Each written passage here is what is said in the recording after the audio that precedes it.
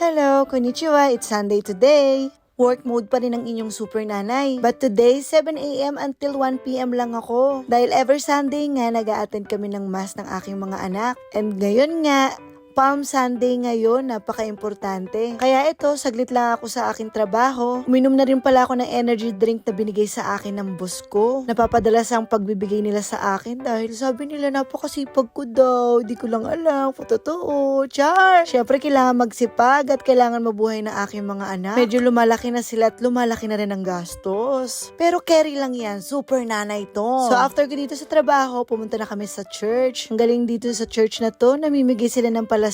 Sila na mismo ang nag-provide kasi wala naman kaming mabibilihan dito. At alam nyo ba, sa totoo lang, first time ko kayang makakuha ng ganito dito sa Japan. Kaya damang-dama ko ang Palm Sunday. Ito nga, nandito nga kami sa labas para madasalan at mabendisyonan itong aming mga palaspas. Ang dami ko palang kinuha kasi ipamimigay ko yan sa aking mga pamilya. At syempre, ang aking bunsong anak ang tagahawa. Maasahan ko talaga tong bunso ko. Mahiyain na kasi si kuya. Ito na, binabaspasan na ang aming mga palaspas. Nakakatuwa nga kasi iba't ibang lahi ang mga nandito. At marami ding mga Pilipino na katulad ko. Ayan na si Father, nagbabasbas na. At dahil nga ang lapit namin kay Father, basang-basa nga kaming tatlo. Pero okay lang yun, holy water yun. At least nabasbasan talaga ang aming mga palaspas. Natatawa nga si Deo kasi basa daw siya. Pagkatapos mabasbasa na aming mga palaspas, pumasok na kami sa loob ng simbahan para naman sa banal na misa. At nakakatuwa, ang dami-daming tao. Paminsan kasi wala yung mga Japanese dahil may mga oras ng Japanese mass at meron ding oras para sa English mass. Syempre kami, ang inaatenan namin ay English mass kaya hindi kami nakakita masyado ng mga Japanese. At ito nga, napapadalas ng si Hideo yung naghahatid sa altar. Sa katunayan, na-attend na siya ng seminar para sa kanyang first communion. Hindi katulad sa Pilipinas, dito ikaw talaga mag-aayos. So ito na, tapos na ang banal na misa. At nabasbasa na rin ang aming mga palaspas. At ang muling pasasalamat sa ating makapangyarihang Diyos. Sa totoo lang, kapag single mother ka,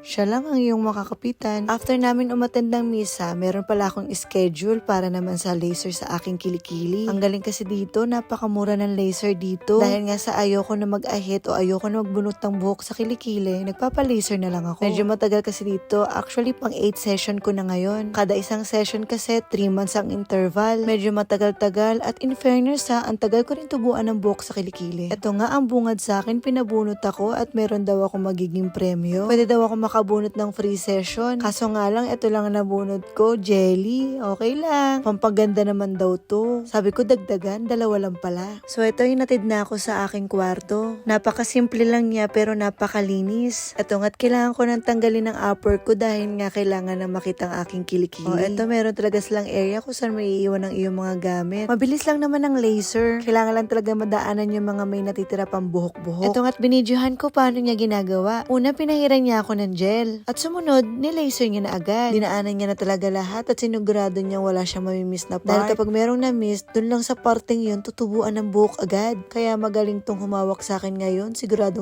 talaga na by parte, dadaanan ng laser. O diba, ang bilis lang, tapos na agad ako. Mas matagal pa yata yung pagbibihis ko ng damit. At kailangan ko na rin balikan yung mga anak ko kasi iniwan ko lang sila sa parking. Uuwi na rin naman kami agad kasi marami pa akong gagawin sa bahay. O ayan sila, nasa loob lang sila ng sasakyan. Hinintay talaga nila ako habang nagpapaganda ang kanilang nanay.